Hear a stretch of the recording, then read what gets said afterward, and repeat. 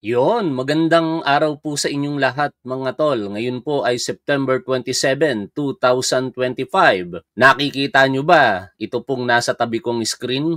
Yan po ay sina Senador Rodante Marcoleta, dating kongresista at cabinet member ng Arroyo Administration, Mike Defensor, and syempre, yung surprise witness ni Marcoleta na si Orly Regala Gutesa, isang retired Marines. Pero ano ba ang pag-uusapan po natin sa oras na ito? Sa aking napanood po na balita, mukhang ito daw po ay parang Mawanay ba yon? Ador Mawanay 2.0.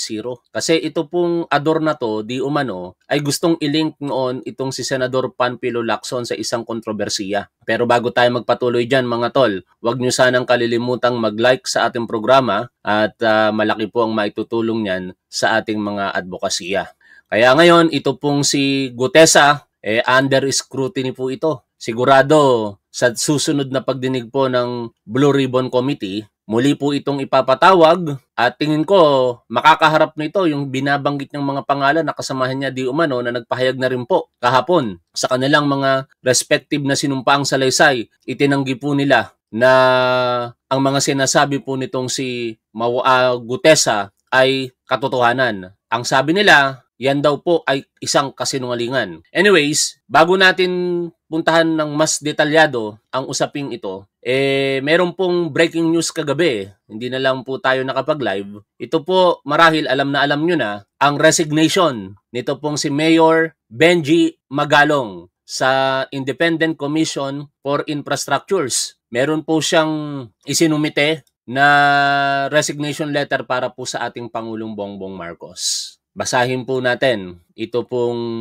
kanyang resignation. Pero before that pala, nagpahayag po kasi ang ating palasyo na nire-review po nila yung kanyang role as ICI advisor. Ito nga po yung balita sa Manila Standard. Malacanang on Friday said President Marcos has directed his legal team to review the role of Baguio City Mayor Benjamin Magalong in the newly formed Independent Commission for Infrastructures following questions about possible conflicts of interest and the panel's impartiality. Kung matatandaan po ninyo mga tol, nung una po nating ni-livestream ang appointment nito pong si Mayor Magalong, ako po ay alam nyo naman ang posisyon ko, hindi ko nagustuhan. Kaso lang wala tayong magagawa dahil sabi nga po ng ating Pangulo, meron po siyang integridad.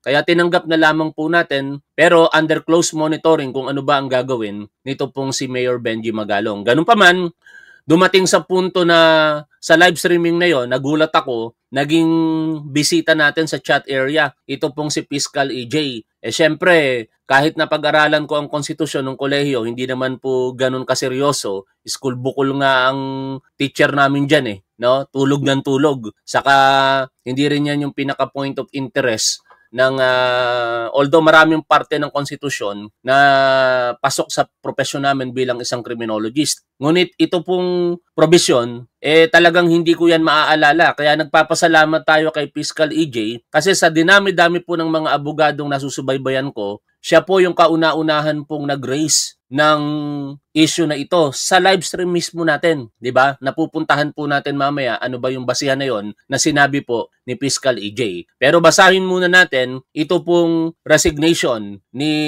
Magalong. Ito kaya ay anticipation na lamang para meron masabing graceful exit na siya ang bumitiw o napagtatanto niya na yung kanyang appointment ay perhaps unconstitutional. And eventually, kapag sinabi ng legal team ng ating Pangulo na ito po ay unconstitutional, definitely matatanggal po siya. Kaya baka inunahan niya na. September 26, 2025, His Excellency Ferdinand Romualdez Marcos Jr., President of the Republic of the Philippines, Malacanang Palace. Your Excellency, the Palace pronouncement concerning my designation, which ran contrary to the terms of my appointment, have undermined the role and mandate entrusted to me, combined with circumstances that already cast doubt on the independence of the Independent Commission for Infrastructure. Bigla nang nako-question ngayon yung independence. Anak ng teteng na yan.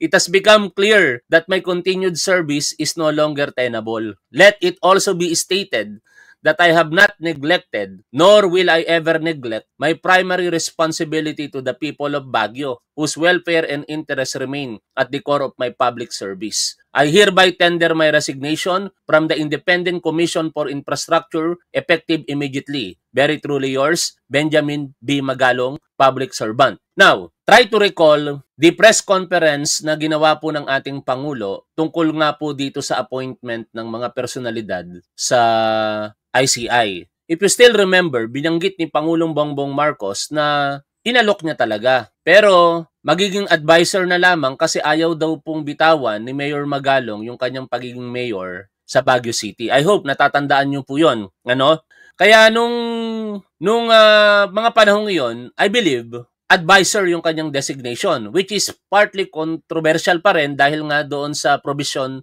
sa ilalim ng konstitusyon na ipinaalam sa atin ni Fiscal EJ. Pero tuloy-tuloy lang tayo kasi total, advisor lang naman eh. Hindi naman kinakailangan magsasama siguro sa pag-iimbestiga kasi advisor lang eh. Pero hindi po ganun yung nakita natin eh. Sa lahat po ng pagkilos on the ground ng ICI, umakto bilang investigador, ito pong si Mayor Benji Magalong. To the extent na siya po ay kasama na rin sa pagbisita ni Secretary Vince Dizon sa Davao Region kung saan napamura, minura talaga ni Secretary Dizon yung district engineer at galit na galit siya. Medyo nakakaawa nga si Secretary Dizon sa totoo lang ngayon mga tol. Yung itsura niya, nakita ko sa kumakalat na picture. Mula sa pagiging gwapito, naging stress na stress. Pinagkumpara yung dalawang photograph niya eh. Nagalaw ko yung camera, sorry. Pinagkumpara yung dalawang photograph niya. Sa kaliwang bahagi ng photograph, ang ayos-ayos po ng kanyang itsura. Tapos doon sa latest na photograph niya, iba na, no? Ang nangyari, parang ang bigat talaga ng pasanin ngayon nitong si Secretary Dizon. Magkasama sila doon and sa napakaraming pagkakataon sa iba't ibang lugar sa Pilipinas, laging kasama itong si Mayor Magalong na parang hindi na umaakto bilang isang advisor kung hindi isang investigador na. But anyway, yan naman ay under the bridge na ika nga at siya ay nagbitiw na. Pero meron lamang po akong gustong i-share po sa inyo na alam naman kasi natin na ito pong si Mayor Magalong ay talagang malapit sa mga Duterte. In fact, tinatanong niyang malaking utang na loob yung panahon ng Duterte na sila'y tinutulungan. Kaya napakatahimik niya pagdating po sa korupsyon, di umano ng mga Duterte o sa ilalim po ng administrasyon ito. Pero hindi kaya isa rin ito sa dahilan sapagkat maaaring tamaan ngayon ang Vice Presidente sa issue na ito dahil di umano ayon po sa investigative report ng Rappler na papanoorin po natin ay tumabo ng mahigit 2 bilyong piso ang kontratista na ito. Ang kontratista na ito ay nagbigay po ng donasyon sa pangangampanya ni Vice President Sara Duterte noong May 2022. Panoorin po natin ang investigative report na ito ng Rappler. Peso. Sa investigasyon ng Rappler, nalaman namin na ang campaign donor ni Vice President Sara Duterte na si Glenn Escandor ang nakakuha ng pinakamaraming flood control projects contracts sa buong Davao Region mula 2021 hanggang 2023. Pinakamarami ito both sa amount at number ng contracts. Ang Escandor Development Corporation ay nag-donate ng halos 20 million sa kampanya ni VP Sara noong 2022. Pag-aari ni Glenn Escandor. For more context, yung halos 20 million na yan para sa campaign ads yan ni Vice President Sara Duterte sa mainstream media. Ang Genesis 88 Construction na nakakuha ng 35 na flood control projects sa buong Davao Region amounting to 2.9 billion pesos. Base po yan sa data na nakalagay sa Sumbong sa Pangulo website. Ito pong 35 flood control projects na ito ay makikita lahat sa Davao City. Base po sa bilang namin, itong 35 ay nire-represent ang 25% ng total ng flood control projects sa buong Davao City, ang teritoryo ng mga Duterte. Ibig sabihin, 1 in 4 flood control projects sa city ay napunta sa kaibigan ng mga Duterte. Ako si Jairo Bolledo, ang reporter sa likod ng investigasyon na ito. Ipakikita ko sa inyo kung paano namin inimbestigahan si Escandor at ang iba pa naming mga finding. Katulad po ng CLTG Builders at Alfrego na pagmamay-ari ng pamilya ni Senator Bongo, matunog din po sa Davao City ang Genesis 88. Sobrang close kasi ng mga eskandor sa mga Duterte. Mga eskandor din po ang may-ari ng SDevco, ng Mandaya Hotel, pati ng Matina Enclaves. Una ko pong tiningnan ang website ng Sumbong sa Pangulo at kinuha ko po lahat ng contractors sa buong Davao Region. Pagkalinis po ng database ay gumamit po ako ng command sa sheets na tinatawag na pivot table. Mas madali po kasi nitong bilangin yung mga amount o yung mga numbers na gusto mong tingnan sa database mo. And voila! Genesis 88 nga po yung pinakamaraming contracts sa buong Davao Region. Di po ako nakontento lang sa flood control projects. Chinek ko rin po lahat ng DPWH contracts ng Genesis 88 na available sa DPWH website. Base sa bilang namin, nasa 6.8 billion pesos na ang nakuha ng Genesis 88 mula sa mga DPWH contracts. Mula nang maitayo ang kumpanya nitong 2018 hanggang sa kasalukuyan. Grabe, 6.8 billion pesos. No? Mula dito po sa Genesis 88 na ito. Sa bagay, kung okay naman yung mga gawa nila, di good for Davao. Pero ang question kasi dito mga tol, yung relasyon na malapit sa Duterte, nagkakaroon talaga ng issue pagka ganyan, lalong-lalo na kapag ka nag-donate tapos nagtamasa. No? Dito hindi exempted si Pangulong Bongbong Marcos ha. Wag niyo ako ipagkamali kasi doon tayo sa katotohanan eh. Si Pangulong Bongbong Marcos sa kanyang kampanya nakatanggap din ng kontribusyon mula sa mga kontraktor. Kaya ang issue na lamang doon, tumabo din ba ang mga kumpanya na 'yon sa kasalukuyan? At yung mga kumpanya ba na 'yon ay nakagawa ba ng substandard or ghost project? I hope wala, no? Kasi ako, di naman ako nag-aalala na sampahan nila ng kaso si Pangulong Bongbong Marcos dahil meron pong immunity ito from suit eh. Definitely, matatapos ni Pangulong Bongbong Marcos ang kanyang panunungkulan hanggang June 30, 2028 kahit may mga ganyang issue. Ang problema na lamang dyan para sa ating mahal na Pangulo, baka habulin siya pagka iba po ang naupo at hindi na siya Pangulo. Balik po tayo rito.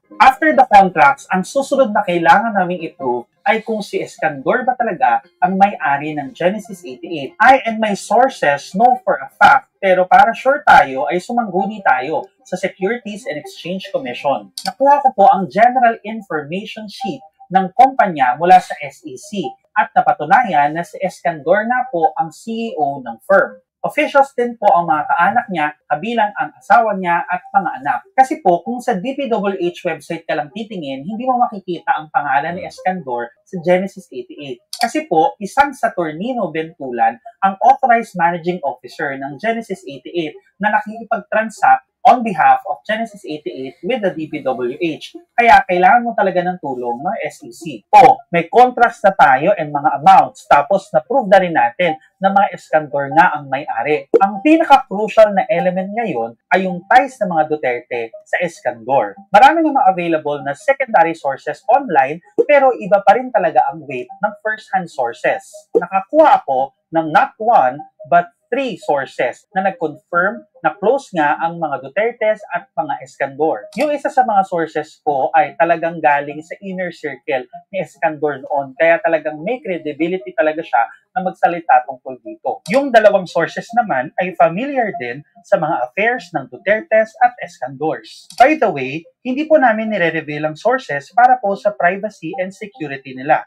Isa pa, mayroon pong SOTO law or SHIELD law na pumoprotekta sa aming mga journalists para hindi namin i-reveal ang identity ng mga news sources namin. In the spirit of fairness, syempre hiningan po natin ng panig ang mga Escandor at mga Dutertes. Si Representative Pulong Duterte, nag-reply po siya pero wala pa pong reply from the Escandor and Vice President Sara Duterte. We report about these things kasi po pera ng bayan ang pinag-uusapan at ginagastos para sa mga proyektong ito. More importantly, dapat nakikita ng taong bayan ang big picture sa investigasyon ng mga flood control projects na ito. Kasama po dyan ang relasyon ng mga politiko sa mga contractors, katulad na lang ng mga Escandors sa mga Duterte. Iniiwasan po kasi ng ating batas na magkaroon ng advantage ang mga businessman at mga contractors. Yan ang malaking katanungan. tinake advantage ba ng mga Iskandor ang kanilang proximity o pagiging malapit sa Duterte? Kaya tumabo hanggang sa kasalukuyan ito pong kumpanya na ito pagdating po diyan po sa Davao Region. Hindi pa natin masasagot ngayon yan kasi ongoing pa yung investigative reports, saka kinalaunan malamang sa malamang maiimbestigahan din yan ng ICI. Just because may koneksyon sila o nagpondo sila ng kampanya ng isang politiko. Bawal din, ayon sa batas, na magkaroon ng koneksyon ang mga politiko sa government contracts, direkta man o hindi. Kaya itong napanood natin mga tol, isa ito sa maaaring tinitingnan ng mga katulad ko po na critical kay Mayor Benji Magalong. Ako, aminado naman ako dyan na critical ako sa kanya kasi napaka-bias niya pabor para sa mga Duterte. When it comes to fighting corruption, no say siya at all pag Duterte ang pinag-uusapan. Pero, hindi rin mawawala syempre yung nire-raise na issue na legality. At katulad po nung binanggit natin kanina, una po nating napakinggan yan kay Fiscal EJ at nagpapasalamat tayo sa kanya sa pagbibigay sa atin ng impormasyon na yan at napuntuhan po natin dito yan sa ating live streaming. The moment na in-appoint si Mayor Magalong, I believe, after a couple of hours, tinapik natin yon tapos na-raise na kagad yung constitutionality. At ito po, babalikan lamang natin. Kasi ang sinasaad po sa ating konstitusyon, sa ilalim po ng Article 9, Section 7, no elective official shall be eligible for appointment or designation in any capacity to any public office or position during his tenure. Kaya malinaw po 'yon mga tol, di ba? Si Mayor Magalong ay elected official. Siya po ay mayor ng Baguio City. Kaya ibabangga natin doon sa naging pahayag ng ating Pangulo. Actually, inalok natin si Mayor Magalong, sabi ng Pangulo. Tapos, hindi niya naman kayang bitawan yung pagiging mayor, kaya advisor na lang siya. Kaso lang hindi po ganun yung nangyari. Inulit ko lang yung sinabi natin kanina para bigyan ng emphasis na ang katotohanan, hindi umakto bilang advisor lamang si Mayor Benji Magalong, bagkus umakto siya bilang isang investigador. Now, so much for that. Punta na po tayo dito po sa ating topic talaga. Sino ba ang nasa likod nito pong paglabas ng surprise witness na si Orly Gutesa? Ito ba ay si Mike Defensor? Kasi umiingay po ngayon ang mga balita na siya daw po. Pakikinggan po natin yung interview sa kanya. Pero syempre, hindi mawawala ang pagtatanggol dyan ni Rodante Marcoleta. Sa katunayan, nung lumabas po ang abogado na si Atty. Espera para pabulaanan na ninotaryo niya ang sworn statement nito pong si Gutesa, ang daming mga nagpahayag ng kanilang saloobin ng mga abogado tungkol dyan at winay nila yung mga consequences. Hindi naman nila sinasabing wala ng bisa ang salaysay nitong si Gutesa. Pero ang pinaka-summary ng pinagsama-samang puntos nitong mga abogado na ating pong nabasa at napanood, naku-question na ngayon ang kredibilidad nito pong si Gutesa. Kasi meron pong kasabihan, Latin nga po yun, falsus in uno, falsus is in omnibus. Ewan ko kung tama yung pagkakatanda ko, pero isang kasinungalingan, magiging kasinungalingan na ang lahat. Parang ganon, Ngayon, pinagtatanggol ni Marcoleta, syempre. In fact, kino-coach niya pa nga ito, hindi maitatanggi yun At sa programa niya kahapon, ni-raise niya ulit yung concern na yan. Panoorin po natin si Senador Rodante Marcoleta dito. Kung mapapatunayan nating peke ang notaryo, mawawalan ito ng bisa at bababa ang kredibilidad ng testigo. Sinabi ng isang senador. Oo. Sinabi niya. Ano yung senador? Abogado po ito. Senador na abogado. Sige po. So, paano po yun, Sen? Baka siyang bumaba ang kalidad. Kasi, hindi ba niya alam, nandun kami, ewan ko kung nandun siya, pero sinasabi ko, sumumpa yung witness. Okay. Si Gutesa. So, ano man yung pagkukulang, halimbawa, aminin na natin, kunwari lang, granting na talagang hindi yung pumirma, granting na nakuha ni Gutesa yung pangkata. Stamp na meke. Yung stamp. Pagkatapos nakuha pa niya yung notaryo register na nakatago. Pati yung mga numero. Makapal na libro, journal yun eh. Opo. I-assume natin na alam niya kung saan niya kukunin yung number. Oo. Siya yung naglagay, ano? Pagkatapos nakuha niya yung dry seal, at siya yung naglagay ng dry seal. Okay? O, di peki talaga, no? Kaya lang sumumpa nga siya. Bumarap siya sa committee. Pagkatapos, binasa niya yung kanyang sworn statement. At pagkatapos nun, in-interpellate siya. Oo, pagtatanong pa po siya doon. Buong bansa ang nakikinig. Parang, ang ibig lang sabihin nun, nawala na, kay notaryo wala. Hindi. Doon na napunta eh. Kaya yung curative effect nung pag nandun na yun, kaya wag mo sasabihin na nawalan ng visa yung... I agree. Dito hindi natin tinututulan ang pahayag nitong si Rodante Marcoleta. Maliwanag naman po sa atin yan eh, na ang pahayag ni Gutesa under oath sa Blue Ribbon Committee ay kinukure yung sitwasyon. Pero it doesn't mean na siya po ay hindi na mapapanagot if ever. Kasi tandaan po natin, kung nagpresenta po siya ng isang dokumento na palsipikado, pinaliliwanag po sa atin, particular din ni Fiscal EJ, ang tungkol po dyan. Pakinggan natin ito pong vlog ni Fiscal EJ. Tagabuhat lang ako ng malita ng basura. Ibig sabihin ng basura ay malita na may lamang pera. Ang bawat malita ay may lamang humigit kumulang 48 million pesos. Mas maraming pagkakataon na nagde-deliver kami ng basura sa bahay ni Speaker Romualdez at sa bahay ni Congressman Saldico. Alin bahay? Yung ang 42. pinag-deliveran mo sa panig ni former Speaker Martin Romualdez? Yes, Your Honor, yung dito sa may Forbes Park. Yun lang? Mayroon pa yung bagong nakaraan doon sa dating bahay ni Michael Yang. Sino Michael Yang? Yung dating sa Pugo yata yun.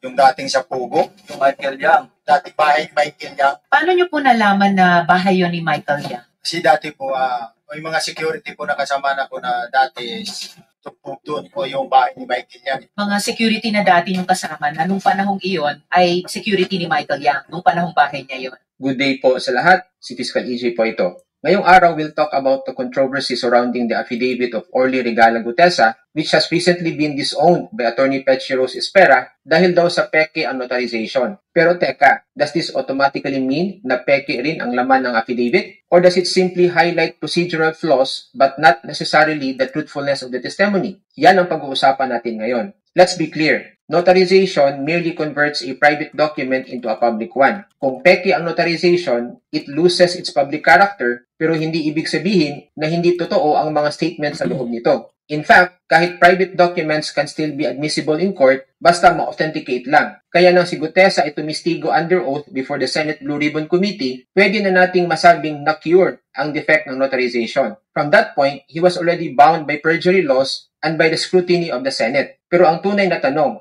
is he telling the truth? That's a separate matter entirely. Now, here's why things get tricky. Kahit pa totoo ang mga laman ng affidavit, the fact remains, kung alam ni Gutesa na peke ang notarization at ginamit pa rin niya ito, he could be liable under Article 172 of the Revised Penal Code for the crime of use of falsified documents. Tatlong elements ang kailangan. Number 1, alam ng offender na falsified ang dokumento. Number 2, ginamit niya ito in an official proceeding, gaya ng Senate inquiry in aid of legislation. At number 3, may damage o at least intent to cause damage. At malinaw ang damage dito. His affidavit implicated Congressman Zaldico and former Speaker Martin Romualdez sa alleged ghost flood control projects. Kung siya mismo ang nag-falsify, mas mabigat. Falsification of a public document under Article 171 of the Revised Penal Code. Now, let's go to credibility. Hindi sapat na may affidavit at oath. The witness himself must withstand scrutiny. To me, several red flags come into play. Una, yung aspect of corroboration. May ibang testigo o documentary evidence ba to confirm the alleged ghost projects and cash deliveries? Mabigat ang paratang, kaya dapat may kasamang ebidensya. So far, wala. Tanging testigo o rather testimonya niya lamang ang pinangahawakan nila ngayon para i-implicate si former Speaker Martin Romualdez. At balikan natin yung pinunto ni Fiscal EJ. Yun yung sinasabi natin dito mga tol, na kahit curative ang naging testimonya niya under oath sa Blue Ribbon Committee, hindi pa rin mawawala ang pag-uusap tungkol sa possible liability niya sa maaaring paglabag sa Revised Penal Code, particular sa falsification of public documents and use of falsified documents. Kaya wag nilang isapwera yun. No, yun ang pinupunto natin dito eh. Nagkakaisa tayo. Sige, sabihin mo, Senador Marcoleta, na yung salaysay niya ay hindi maapektuhan per se, but it doesn't mean na hindi siya pwedeng scrutinize sa punto na maaari siyang gumamit ng falsified na dokumento o maaaring siya mismo ang gumawa ng falsifikasyon nito. Yan ay malalaman natin definitely sa susunod na hearing. Kasi tutok ngayon ang mga senador dito, lalong-lalo na si Senator Panfilo Lacson. Hindi niya po nagustuhan yung naging sitwasyon dito. Tapusin muna natin itong vlog ni Fiscal EJ at papanoorin natin ang balita kaugnay po nung sinasabi na yan na hindi nagustuhan. Kasi merong basihan eh. May rules pala sa Blue Ribbon Committee na dapat within 24 hours ay at least 24 hours or within 24 hours, i-correct nyo na lang ako kung mali yung pagkakatanda ko doon sa balita. Anyway, mapapanood naman natin mamaya yan. Maipaalam yung sitwasyon at hindi yung bigla-biglaan. Kumbaga, parang walang pakialam itong si Senador Rodante Marcoleta na gawin yung mga bagay-bagay basta kagustuhan niya lamang. O, tuloy muna natin ito. Tapusin natin tong vlog ni Fiscal EJ. Pangalawa, background. Gutesa was presented as a surprise witness by Senator Marcoleta na kilalang kritiko ng Marcos administration. Dagdag pa, may ulat na dati siyang empleyado ng ilang opisyal under the Duterte administration. This raises the issue of political motivation. Pangatlo, method of presentation. Bakit hindi dumaan sa tamang proseso? Senator Lacson, as Blue Ribbon Chair or the DOJ, could have assisted in preparing the affidavit. Instead, surprise witness agad, which naturally breeds skepticism. At pang-apat, refusal of witness protection program. Usually, whistleblowers beg for government protection. Pero siya tumanggi, claiming na kaya niyang ipagtanggol ang sarili dahil isa siyang dating Marine at may baril siya. But why refuse? Could it be dahil sa WPP masusuri ang kanyang credibility at baka lumabas na hindi pala siya truthful? Kung mapapatunayang nagsisinungaling si Gutesa, then perjury charges await him. Let's not forget also Senator Marcoleta. Kung alam niya na may falsification, or worse, kung siya ang nag-initiate nito. Ito, ni-raise na natin ito, di ba? Yesterday, na I believe kung mapapatunayan na merong participation dito itong si Senador Rodante Marcoleta, meron din po siyang pananagutan. At yan po yung itinuturo ngayon sa atin ni Fiscal EJ. His liabilities are serious. Pwede siyang magkaroon ng criminal liability for use of falsified documents or direct participation in falsification. Pwede rin siyang magkaroon ng professional liability, disbarment proceedings as a lawyer. At pwede rin siyang magkaroon ng institutional liability, possible sanctions from the Senate Ethics Committee ranging from reprimand, suspension, or even expulsion. Tandaan po natin ito. The credibility of the Senate as an investigative body rests on the integrity of its processes. Kung mismong mga senador ay sangkot sa paggamit ng falsified documents, nawawala po ang legitimacy ng inquiries in aid of legislation. The disowning of the affidavit by Attorney Espera shows a flaw in procedure, but it does not automatically erase the substance of Gutesa's allegations. The truthfulness of his testimony must still be independently verified. Both Gutesa and Senator Marcoleta face potential consequences. Gutesa for falsification, use of falsified documents, or perjury. Marcoleta for possible criminal liability, disbarment, and Senate discipline. So yan lang po ang nais. Maraming salamat, Fiscal EJ. Ngayon, bago tayo magpatuloy, i-address natin yung concern ng marami po sa ating mga kababayan dahil po sa inilabas na press statement yesterday ng Department of Justice. Ang pinaka-primary concern nila, bakit hindi sinampahan ng kaso si Curly at si Sara Diskaya? Ganito lamang po kasi kasimple yun, mga tol. No? Wag po natin masyadong madaliin ang proseso. Tandaan po natin, ang mga pangalang binanggit dito po sa press statement na nire-rekomendang for case build-up sa National Prosecution Service ay 21.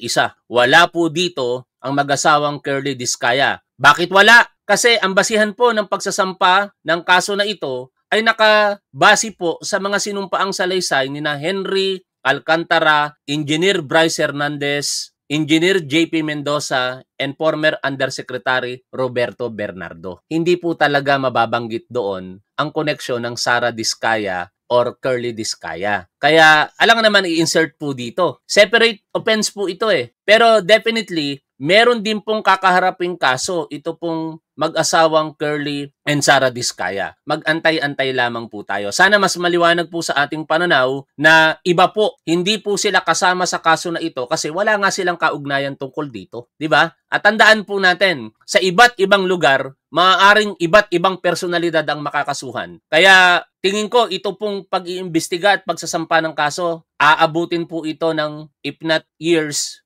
baka hindi bababa sa 11 buwan. Ang dami po kasing involved. Napaka-widespread and napaka-massive ng korupsyon tungkol po dito sa flood control projects. Ngayon, puntahan na po natin ang balita. Kaugnay po ng pinag-uusapan natin na ito na si Orly Regala Gutesa. Ayon po dito sa balita ng Billionaire News Channel, ito ba ay Ador Mawanay 2.0? Ano ba yon? Sino ba yon? Pakinggan po natin dito po sa balita. Sorpresa ang paglutang ng resource person na si Orly Gutesa sa investigasyon sa flood control scandal. Nabulaga ang Senado sa kanyang mga revelasyon kahapon, pero marami rin ang kumwestiyon sa kanyang kredibilidad. Hindi rin siya sumipot sa nakaschedule niyang appointment ngayong araw kay Justice Secretary Boying Remulla. Narito ang agenda report ni Hannah T.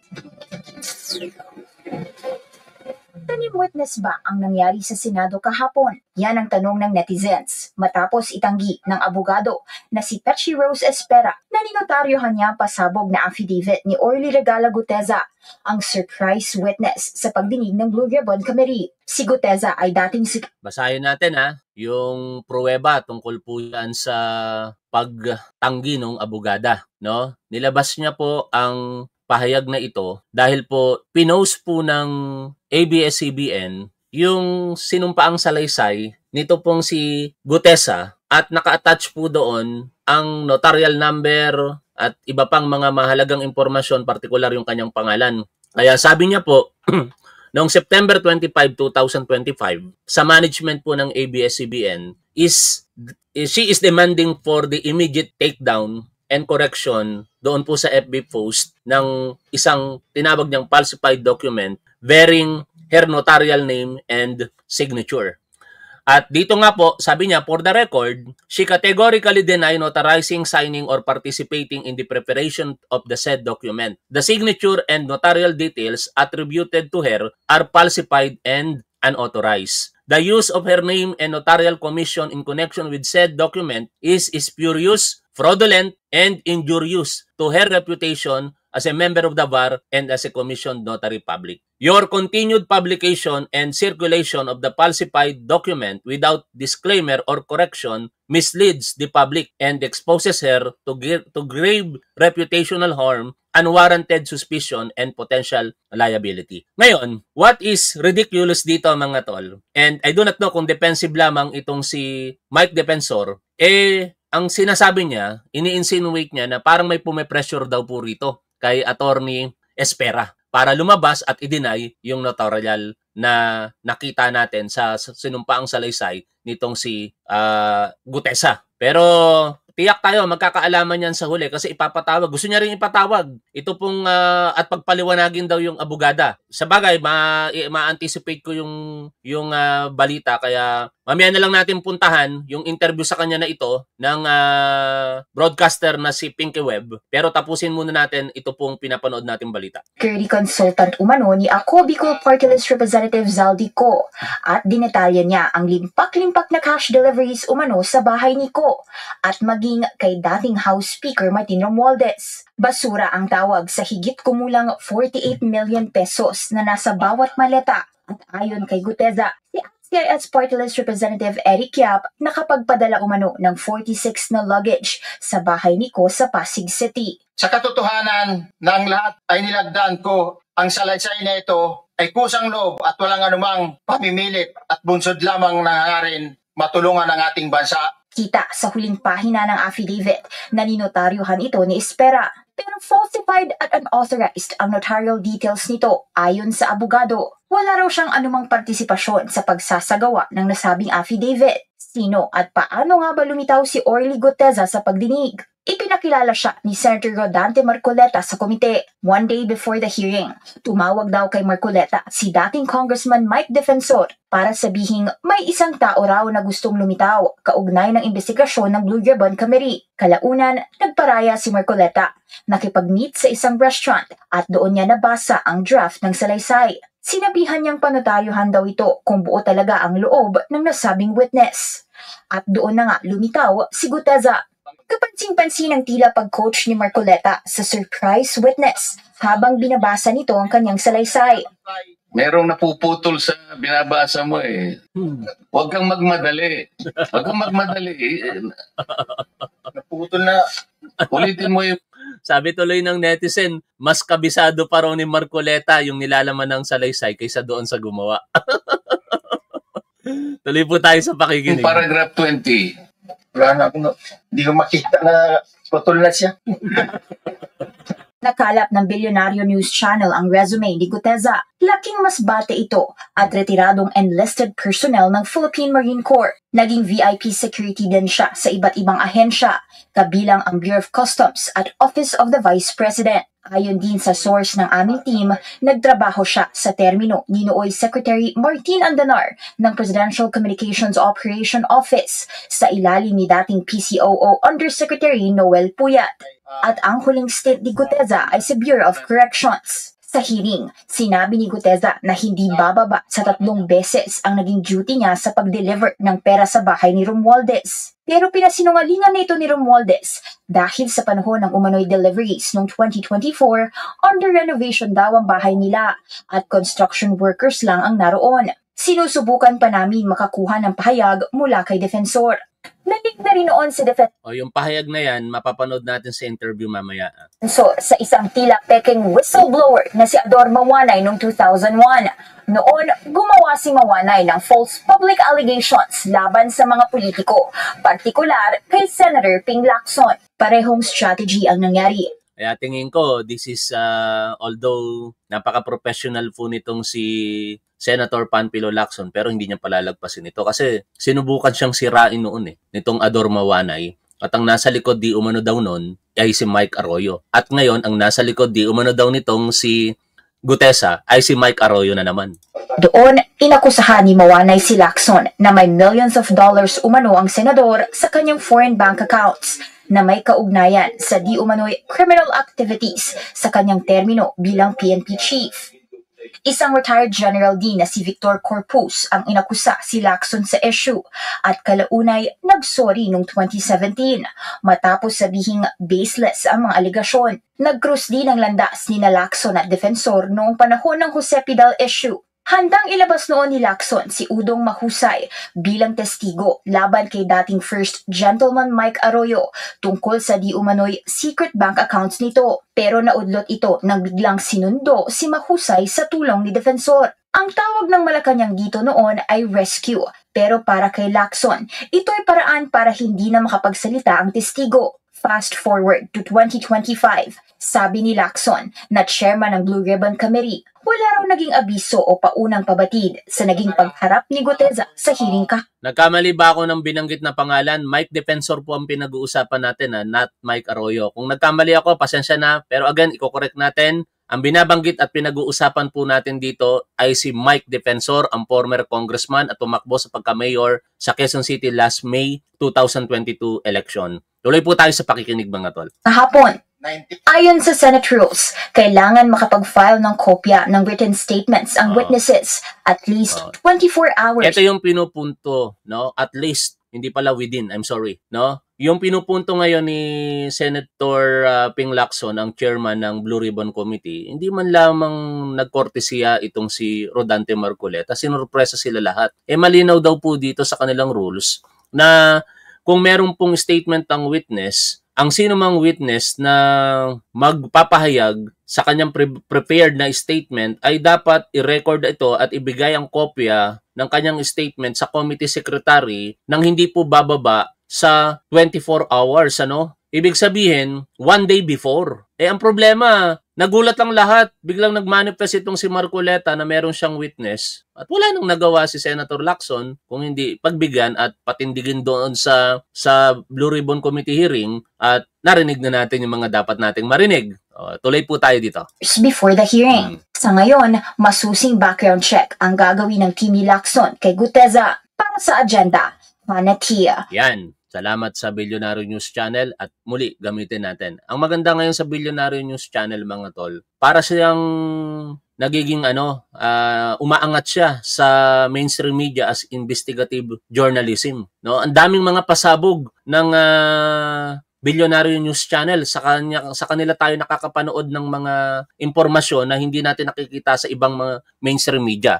Ito ngayon yung interview ni Pinky Webb dito kay Mike Defensor. Pakinggan po natin ito mga tol. Is Gutesa, and how credible is he that he had a point with the man who supposedly introduced him to Senator Dante Marcoleta, former Congressman Mike Defensor. Congressman Mike, good to see you again. Welcome to the show and maraming salamat po sa inyong oras.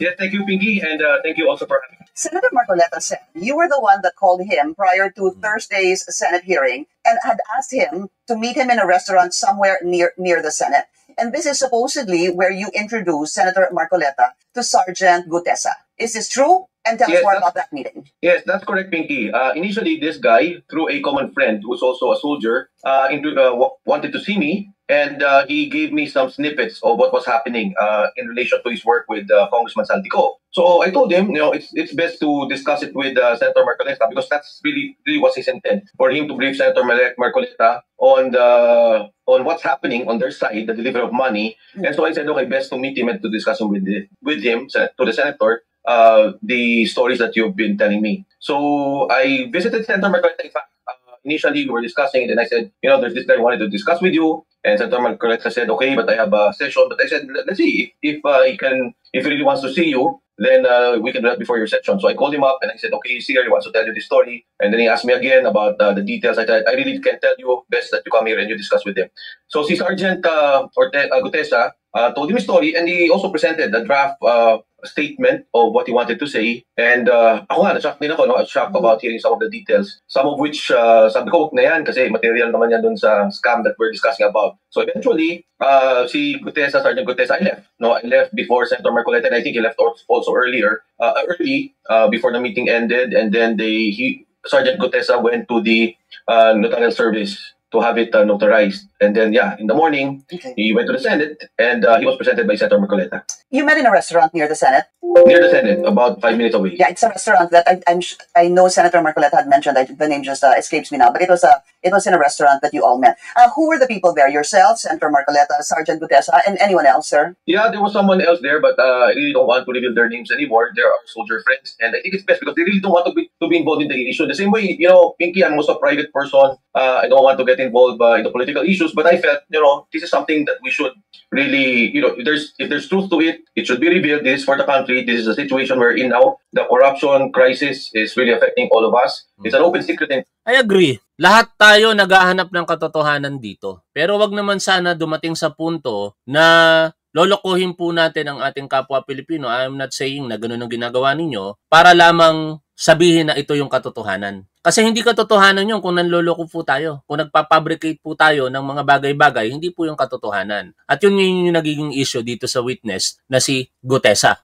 Tuloy tayo rito. Hindi tayo tumututol sa sinasabi nitong si Mike Arroyo, Mike Defensor, na pagpapalit ko bigla, para tayo sa katotohanan. Kung may kasalanan talaga si Speaker Martin Romualdez, then dapat siyang managot, dapat siyang maparusahan. Pero ang hirap kasi paniwalaan ngayon Testimonya pa lamang, tapos ang dami ng mga palso-palso, lalong-lalo na yung pagsasabi niya na kaya niyang protektahan ng kanyang sarili. Tinanong siya ng senador di ba? Doon pa lang nagsisinungaling na siya sa kanyang sinumpaang salaysay. Tinanong siya ng mga senador, gusto mo bang mailagay sa protective custody? Ayaw niya, kaya niya raw protektahan kasi marin siya, meron siyang sariling baril, meron siyang mga tropa na puprotekta din sa kanya. Samantalang nilagay niya sa sinumpaang salaysay niya na gusto niyang mailagay sa Witness Protection Program. Alin sa dalawa ang totoo? Isang Gutesa na nagsasalita sa sinumpaang salaysay o isang Gutesa na nagsasalita during the hearing na. O, tuloy tayo sa pakikinig po dito. In Congress, a lot of people know it, even the banks know about it. And I think it's time that we really address this issue. And I think the things that he pointed out, the carrying of money 3 times a week,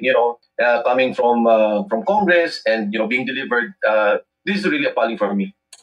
Your common friend, the one that introduced you or served as a bridge to Sergeant Gutesa, obviously, you don't want to name the common friend. Sabi mo nga, ayaw mo nang magdagdag pa ng individuals dito, hindi ho ba? Would that be correct, sir? Yes, si common yes, friend. Okay. Yeah. Si common friend po is a friend that you truly trust. Malapit ho ba siya talaga sa inyo? Just give me a little bit of a little description or how close you are to this common friend, just to be able to kind of put the pieces together with Sergeant Gutesa, sir. If the question, if it's political, well, nothing. It's not political. These people are also concerned for the country. They heard what Gutesa said. And the other people with Gutesa, I believe, from what I heard, will also come out and will reveal also what they know. So I think that's the point. I think bottom line here, I saw the list of the Department of Justice. Secretary Boying is also a good friend of mine. But, if you notice, Pinky, there are 2 names consistently being mentioned by Alcantara and, by Mr. Before na puntahan natin yan, nabanggit niya si Secretary Boying Remulla. Still, para lamang bigyan ng satisfaction ang mga nag-aalala sa security nitong si Gutesa at the same time, para i-evaluate yung kanyang malaking pasabog. Biruin mo, former speaker, in-implicate mo doon sa flood control anomalies. Dinideliveran mo ng mga pera. Kaya ininyayahan siya sa Department of Justice yesterday, expecting na darating siya at 9 in the morning or 9:30 in the morning. Pero anong nangyari? No show itong si Gutesa. Inkomunikado, ika nga, hindi na siya makita, hindi na siya makontak. At sana wala naman pong masamang nangyari sa kanya kasi baka ang mahirap dyan, pagka may masamang nangyari bigla dyan, ibintang pa kay Speaker Martin Romualdez. Tuloy tayo. Sa pakikinig dito, may babanggitin po siyang 2 pangalan na napaka-importante sa mga susunod po natin babasahin ng mga impormasyon. Sir Alcantara, this is the name of Mark Gaitas and I think, if I'm not mistaken, Paul Estrada. Opo. Yeah. And the whole departure order, the freezing of money from AMLA, this has not been done. And these 2 key people... Oh, I'm sorry. Hindi pala yun yung tinukoy niya. Pero kahapon sa post ng napakaraming mga vlogger, kumalat po ito pong mga impormasyon na ito. Hinggil po doon sa 2 individual na binanggit daw pong kasama nito pong si Gutesa. Nasaan ba yun? Hindi yan. Ako dito, hindi natin na ipagtatanggol si Speaker Martin Romualdez. Ang pinupunto lang natin dito, mga tol, bias ako para sa kanya, but not necessary ipagtatanggol ko siya. Ang sa akin, naniniwala pa ako so far, hanggat walang mabigat na ebidensya laban kay Speaker Martin Romualdez, ay naniniwala akong hindi niya ginawa yan. Kaya kung may mga nagtatanggol man sa kanya ng mga kapwa natin vlogger, thanks sa kanila. Pero hindi natin gagawin dito yan. Magiging fair tayo dahil pare-parehas na katotohanan ang hinahanap po natin dito. At ang katotohanan na ito, malalaman lang natin sa pamamagitan po ng mga sapat na ebidensya. Ito po yung mga sinumpaang salaysay ng 2 binanggit nito pong si Gutesa na kasamahan niya. Basahin ko lamang po almost the same naman po itong kanilang mga pahayag, pero isa-isahin natin. Sabi po dito, ako si Mark Bunagan, Pilipino, may asawa, nasa hustong gulang at nakatira sa 10B, Canada Street, Purok A1, New Lower Bicutan, Taguig City, matapos na makapanumpa ng naaayon sa batas ng Pilipinas ay voluntaryo at malayang nagsasaad ng mga sumusunod. Noong ika-25 ng Setyembre 2025, napanood ko sa YouTube si Orly Regala Gutesa sa kanyang pagharap sa Senate Blue Ribbon Committee. Dito ay narinig kong binanggit niya ang aking pangalan bilang isa sa kanyang mga kasamahan sa trabaho. Maliban sa aming pagkakakilala, aking pinabubulaanan ang kanyang sinabi na noong December 5, 2024, siya ay na-hire bilang security consultant ng Ako Bicol Party List kay Congressman Saldico. Ang katotohanan po ay kami ay nagkasama bilang personal assistants ng iba pang mga kapamilya ni Congressman Saldico mula February 1, 2025 hanggang siya ay di na pumasok noong Agosto 2025. Sa buong panahon na kami magkasama sa trabaho, wala akong natatandaan, naririnig o nababasa ukol sa umano'y pagdadala ng mali-maletang pera sa iba't ibang lugar. Wala rin ni isang pagkakataon na kami ay nagdala o pinagdala ng maleta ng pera sa anumang lugar, lalo na sa 56th floor ng Horizon Residences, Taguig City at 42 McKinley Street, Taguig City, tulad ng sinasabi ni Orly Regala Gutesa. Malaya kong isinagawa ang salaysay na ito upang pabulaanan ang mga mali sa pahayag ni Orly Regala Gutesa at patunayan ang mga aking sinabi. Nakahanda akong humarap sa Senado o anumang hukuman o sa anupamang pagdinig upang patunayan ang mga nakasaad sa salaysay na ito. Siya ay hindi pinilit, tinakot o binayaran ni numan para sabihin ang mga nakasaad sa kanyang salaysay. Yan, sila po yan, ha?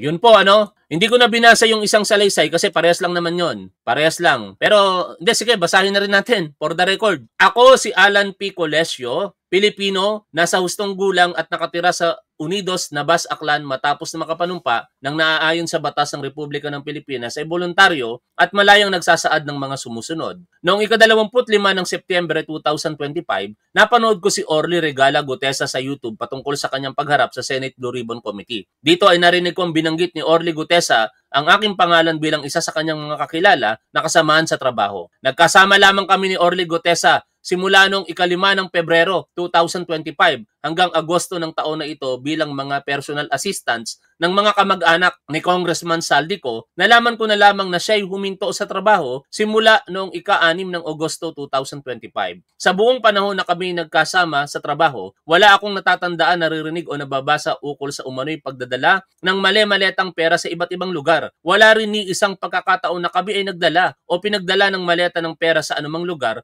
lalo na sa 56th floor ng Horizon Residences, Taguig City at 42 McKinley Street, Taguig City, tulad ng sinasabi ni Orly Gutesa. Ako po ay hindi pinilit, tinakot o binayaran ni numan para sabihin ang mga nakasaad sa kanyang salaysay.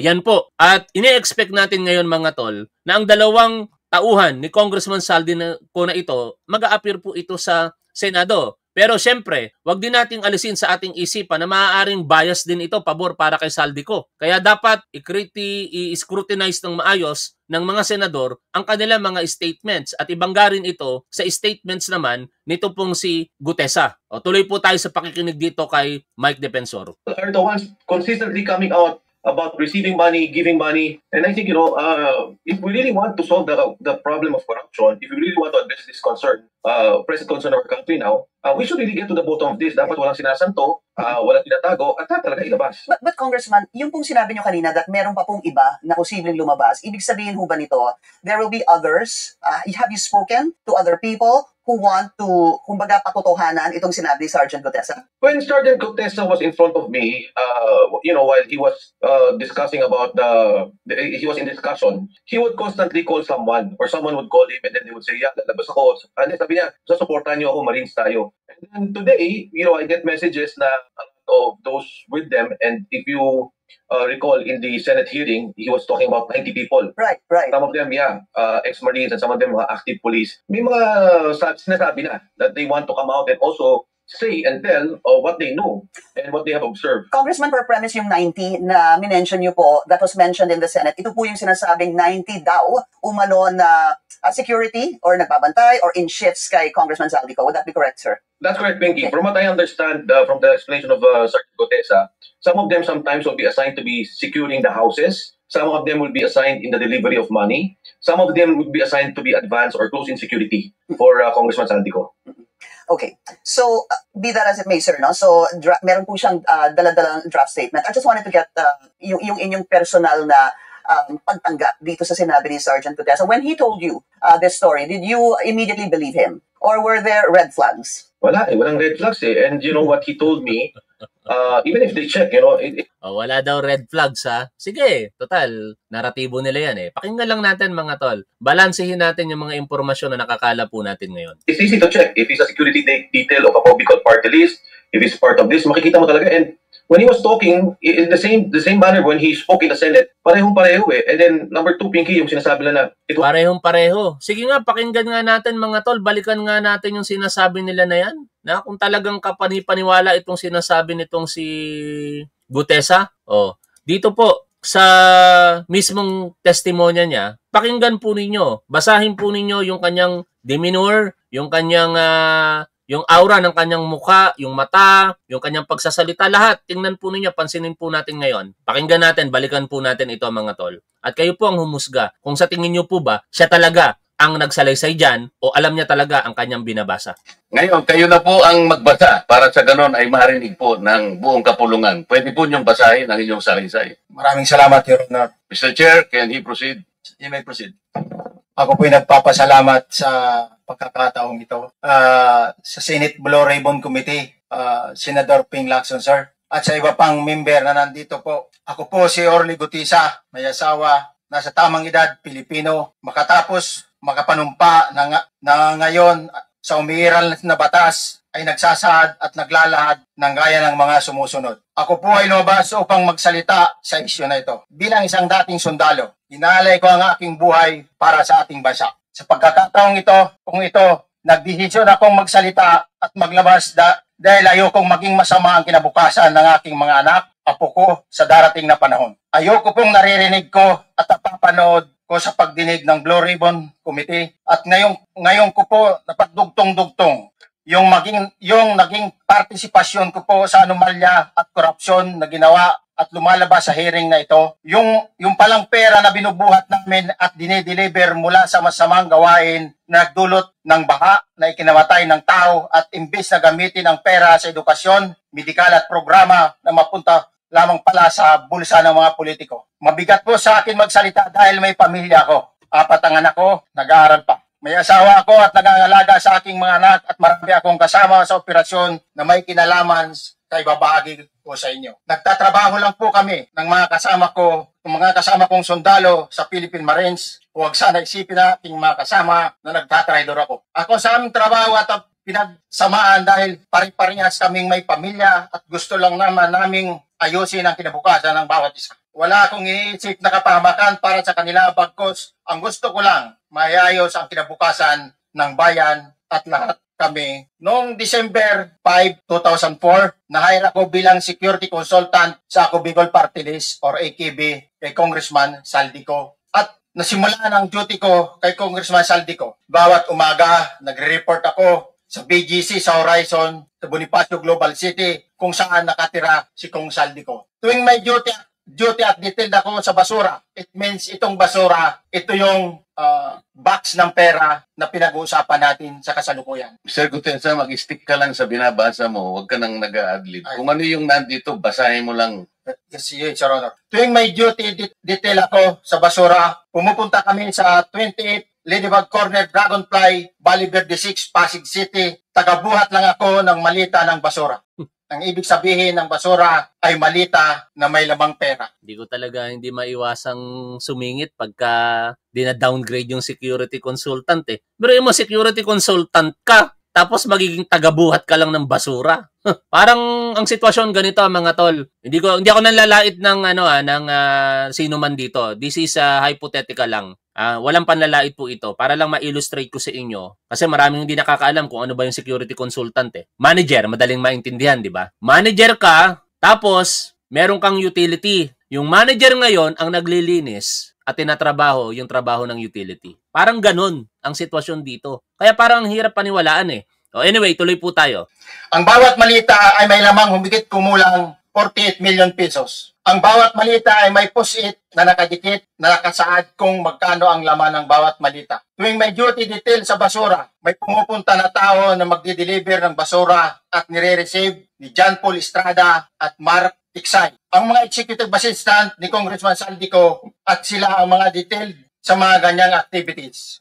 Ang mga nangyayari kapag duty kami sa basura, kalimitang dinadala sa bahay ni Congressman Saldico sa Valle Verde 6 at tinatanggap naman ni Mark at ni Paul. Pagkatapos naming may baba ang nasabing basura, ipinapasok sa bahay ni Congressman Saldico sa Valle Verde 6 at binibilang ni Mark at ni Paul. Alam ko na ang laman ng malita ay pera sapagkat nakita ko si Paul na binuksan ng malita at inilabas ang laman para bilangin. Ang isang ehemplo na nagdala ng pera ay si Congressman Eric Yap ng ACT-CIS Party List. 46 na malita ang dala niya sa bahay ni Congressman Saldico sa Valle Verde 6. Pagkatapos mabilang, isinakay namin sa mga sakyan patungo sa Horizon Residence sa Taguig at dumiretso kami sa basement upang may baba ang nasabing basura.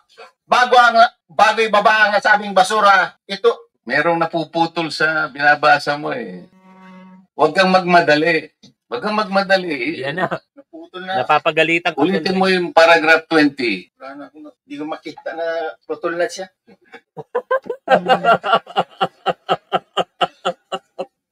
Ay, nako. Di ba? Mga tol, di niya makita, putol na siya. Hindi ikaw ang gumawa ng salaysay mo. Sino kaya gumawa ng salaysay niya, pinagkwentuhan niya? Ano? Kasi alam nyo mga tol, kung ikaw mismo gagawa ng salaysay mo, ikaw yung magta-type, alam mo kung saan yung parte ng mga sinasabi mo. Eh dito, baka meron siyang sinabihan, eto lang ha, sa akin lang to, baka meron siyang sinabihan, o di ko kayang gumawa ng salaysay kukwento ko na lamang, o kaya iba yung gumagawa. Kaya hindi niya siguro alam. I do not know. Pero basic dapat. Kahit wala dyan sa salaysay na yan, kung hindi man siya ang gumawa, kung alam mo talaga sa isip mo, masasabi mo ng maayos. Di ba? Ayan, yan yung mga pinapagalitan siya ni Marcoleta Witness pinagalitan. Anak ng teteng na yan. Pagkatapos, mabilang ang sinasakay namin sa mga sakyang patungo sa Horizon Residence Taguig. Pagdating sa Horizon Residence, dumidiretso kami sa basement upang maibaba ang nasabing basura at dalhin sa unit ni Congressman Saldico sa 56th floor sa nasabing lugar kung saan siya nakatira. Bago ibaba ang nasabing basura, ito ay bawas na. Halimbawa, nag-akyat kami ng 46 na malita. Ibababa lamang namin ay 35 malita para i-deliver sa bahay ni House Speaker Martin Romualdez sa 42 McKinley Street, Taguig. Ang labing isang malita ay naiwan sa taas ng 56th floor sa Horizon Residence. Kumigit kumulang 3 beses ako mismo ang nag-deliver ng basura sa bahay ni Congressman Saldico, sa Horizon Residence at sa mga bahay ni Speaker Romualdez sa 42 McKinley Street, Taguig. Mas maraming pagkakataon na nagde-deliver kami ng basura sa bahay ni Speaker Romualdez at sa bahay ni Congressman Saldico dahil iba-iba kaming mga nakadetailed na close-in, backup at advance party na nagkakaroon ng rotation. Sa huli, ako po ay nagnanais na mapasailalim sa Witness Protection Program dahil alam ko po nanganganib ang buhay ko at ang aking pamilya sa ginawa kong paglalahad na ito. Sa katotohanan na ang lahat ay nilagdaan ko. O, diba? Yung paragraph 24, ito po ang contradiction niyan sa sinasabi niya na yan. Balikan po natin yung Senate hearing, Senate of the Philippines. Noong Blue Ribbon Committee hearing na yan. Ito. Describe mo kung nakatayo yun. Dito. Sa huling bahagi nitong hearing na ito, may mga tanong sa kanya. Position ng yung grupo kasi kanina sinabi mo halos natin Dali. Na the agreed 15% commitment. Kala ko po, yung po, baka yan. makatulong sa'yo. Okay lang ba o ayaw mo rin yun? ayaw ko rin, Your Honor, at ayaw ko nang maka-istorbo pa ng iba. Diba dito? Ito, do not know kung mental lapse ito kay Senador Rodante Marcoleta Bakit niya pa tinanong o pinursige pa yung tanong ni na Bato de la Rosa at Kiko Pangilinan na mailagay sa Witness Protection Program? Considering na ito nga yung sagot niya. Tapos doon sa salaysay iba. Dito, isang patunay talaga para sa akin ito na ang gumawa ng salaysay ni Gutesa, hindi siya. Dahil kung ikaw ang gumawa niyan, at kung ikaw yung nagsasabi talaga niyan, doon mo hindi nababanggitin sa salaysay mo yun Diba? Na hindi ko kailangan ng Witness Protection Program. Kasi ito sagot niya Marines! Talagang kaya mong proteksyonan ang sarili mo. Yes, Your Honor. Yes, Your Honor. At may mga tropa naman ako na kayang duwipisa sa akin, Your Honor. Alam mo, Mr. Chair, yung branch of service ko talaga noon, hindi pa ako nakabunot ng Philippine Constabulary. Philippine Marines ako. Ganyan po katapang yung mga Marines. Kaya, gusto mo pala pumunta ng Marines? Kaso pagbunot ko. Anyway, so much for that. Ito na, balik na tayo ulit dito kay Defensor. Pakinggan po natin mga tol. It wasn't notarized. You know, he did it in good faith. Walang sumama sa kanya, hindi ko siya kasama. So, tama yun. Imbestigahan ninyo yung natalyo. If there's something wrong with that, then we really have to clarify. Ang pagkakalam ko is the attorney Petchi, you mentioned Pinky earlier. Yeah, he's working with the Bureau of Jail currently and she just passed the bar. Ito yun yung issue niya kay Attorney Petchi. Parang kina-question niya yung ginawa ni Attorney Petchi na questionin yung kanyang sariling pagnonotaryo. Kasi siyempre si Attorney Petchi, hindi sa akin yan Alam nyo, nangyari na ito dito kay Alice Goo, di ba? Merong nagnotaryo pero hindi naman pala yung abogado ang mismong gumawa noon. Pagka mga malalaking issue kasi, katulad nito, former speaker ang aakusahan mo. Aba, hindi ito biro-biro. Kaya magre-react talaga yung abogado kung hindi niya po ginawa yon. Ngunit ang sinasabi dito ni defensor, mukhang may ibang motivation. Recently, because I check also, sabi ko, ano ba itong issue na to? But it's immaterial for me since he made a sworn statement in the Senate. He made a statement under oath, which carries also the weight of evidence in a legal proceeding. Whether may mali yung notaryo, he signed it, he presented to the Senate, and then he verbalized what he said. That's enough, no? That's evidence. But Congressman, if you're in the Senate and then you say, I have a prepared affidavit that is signed and notarized, dapat ho lahat yon ay in good faith. Dapat lahat yon ay tama. Tama, di ba? Kasi tinanong siya ni Senador Lacson ito yung tanong sa kanya Balikan natin yung pangyayari kay Ping Lacson. Ito yun Bago siya umupo bilang testigo, tinanong siya ni Senador Lacson. Ito. Pero dito po, wala rin po hindi nakasulba. I'm sorry, hindi pala ito. Nagkamali ako. Nasaan ba banda yun? Ador Mawanay. Orly Regala ito. Pero dito po. Sa dulo pala, kaya pala na-miss tayo. President, Ayan. bigyan mo si Mr. President. Manatili ka muna nakatayo. Diba, sabi ni Senator Lacson, manatili ka munang makatayo. Si nunumpa ka. Raise your right hand. Yeah. Do you swear or affirm to tell the truth, the whole truth, and nothing but the truth in this proceeding? Yes, sir. Salamat. Take your seat. You may proceed. You may continue. Salamat po, Mr. Chair. Mr. Gutesa, kanina ako'y nagpapaliwanag para ipakilala kita. Narinig mo yung aking sinabi? Yes, Pwede mo bang i-confirm na kung ano yung sinabi ko ay yung nangyari kahapon? I confirm, Your Honor. Salamat po. At ngayon po ay hawak ko nga ang inyong sinumpaang salaysay na nung draft ito ay binasa ko. Ganun din nga po at wala namang pagbabago. At gusto ko lamang pong sabihin ninyo na mayroong pirma sa ibabaw ng pangalang Orly Regala Gutesa. Kayo po ba ang nagpirma nito? I confirm, Your Honor. At gaya po ng sinabi nyo sa akin kahapon, voluntaryo yung ginawa ito at wala namang namilit sa inyo. At katotohanan yan, ako nga po ay ininyayahan nyo para makita ko yung inyong salaysay. Yes, Your Honor. Ito po ay pinanotaryo ninyo. Nakikita ko rin po. Totoo po ba itong notaryong ito? Totoo po, Your Honor. I'm sorry, I stand corrected. Si Marcoleta pala ang nagtanong yan, di ba? Sinabi niya under oath. Totoo ba ang notaryong ito? Totoo. Kaya maliwanag dito mga tol na merong pananagutan if ever, maaaring pagsisinungaling, hindi man maapektuhan yung kanyang salaysay pero doon sa fact na gumamit siya ng di umano'y peking dokumento. Kasi falsified yung notary. Tuloy tayo rito, balik tayo rito kay Mike Defensor kasi ang gusto kong mapakinggan nyo rito yung kanyang dahilan na nakikita bakit daw bigla lumabas itong si Attorney Espera.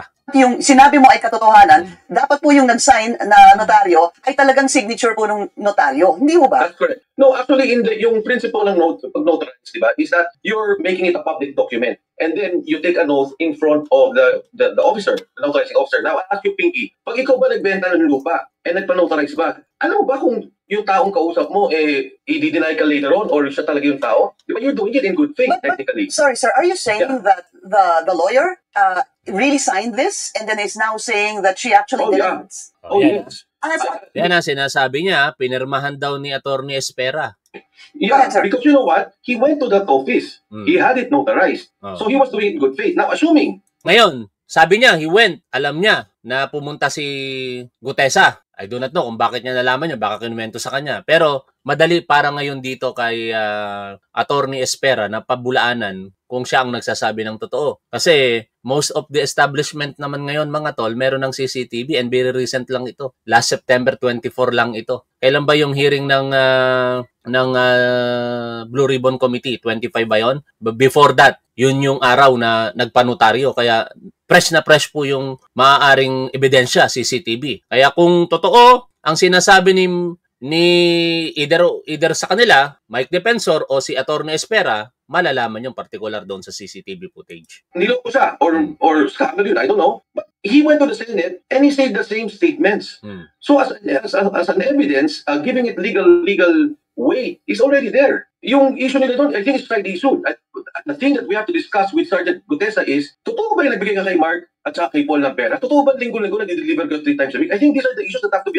Tama naman yan. Hindi naman natin iniiwasan yan. Ano? Ako, gustong-gusto kong malaman ng katotohanan dyan. Pero, hindi rin pwedeng hindi mapagkwentuhan, mapag-usapan kung meron bang something wrong sa paggawa po ng testimonya na ito at pagpepresenta sa kanya. Yeah, but those are also the questions asked during the Senate hearing. If of course, hindi ho ba? Pero ang problema ho kasi dito, which dinala niyo na po yung conversation is, well, first is, ito nga sinasabi ni lawyer na ganito po. Ang sabi niya, and I quote, I categorically deny notarizing, signing, or participating in the preparation of the said document. The signature and notarial details attributed to me are Ano magiging sagot dyan ng defensora? Tingnan natin yung motivation. falsified and unauthorized. Ibig sabihin po, yung signature ni attorney dyan, hindi siyang gumawa. Yung kanyang yung sinasabing pag-prepare nitong affidavit, wala po siya dyan. Yung kanyang pag-participate doon sa preparation of the document, yung pag-sign, sinasabi na niya po, I categorically deny. So then now, then it should be investigated. She should be investigated. As far as Gutesa's statement is concerned, it is legal. Kung dinideny ngayon, doesn't matter. Legal yung statement ni Gutesa. What he said during the Senate hearing has legal weight. It can be as evidence. Walang pinagkaiba yung ninotarize doon sa statement niya because he read the same thing. So, if people are saying mali yun, hindi notarize, doesn't matter. What is that legal basis ngayon? Kung imbestigahan nila, good. They should investigate that lawyer. They should investigate what happened. So, Congressman, basically, kayo po ay naniniwala na si Gutesa ay talagang nagpunta dito kay attorney at pinatutuhanan po yung kanyang affidavit at si attorney po ay talagang nag-sign doon sa kanyang sinumpaang salaysay at ninotaryo po ito. Gutesa, is Gutesa telling you na talagang ginawa niya yun at doon siya talaga nagpunta kay attorney Pichi Rosas Espiras? Yes, Pinky, the truth is, walang motive si Gutesa na manloko ng notaryo. Kasi, yung sinabi naman niya sa Senate is the same. Yeah, there's no motive on the part of Sergeant Gutesa to fake a notarized document because he said it the same. It's not perjurious on his part because it was in good faith. Now, as to the lawyer and to that office, they should investigate. Why is she backtracking now? Why is she saying now that that Gutesa didn't go to their office? Just going back to what you said, na wala hong, I forget the exact word you said, walang motibo si Gutesa na magsinungaling, hindi ho ba? Ang tanong ko po, ano po ang magiging motibo ni attorney na siya naman po ang magsinungaling? Pwede siyang tinakot. Pwede siyang sinabihan na sabihin mo, hindi totoo yan. Yan ang binibigay niya ngayong insinuation. No? Naniniwala ba kayo na tinakot si Attorney Espera? Iiwan natin yung question na yan kasi di rin natin alam ang sagot dyan. Aantabayanan po natin yan sa mga susunod na pagdinig sa Blue Ribbon Committee na wala pa pong petsa kung kailan po nakaset. Abangan na lang natin ang announcement ng Senate of the Philippines Blue Ribbon Committee kung kailan po yan. Pero sa ngayon, patuloy natin tututukan ang mga issue involving flood control projects. Maraming salamat sa inyong lahat mga tol sa natitirang 2,600 plus na manonood. Shoutout po sa inyong lahat. Lagi po nating tandaan kung ano po ang tama at dapat doon po tayo. Keep safe. See you always. Bye for now mga tol.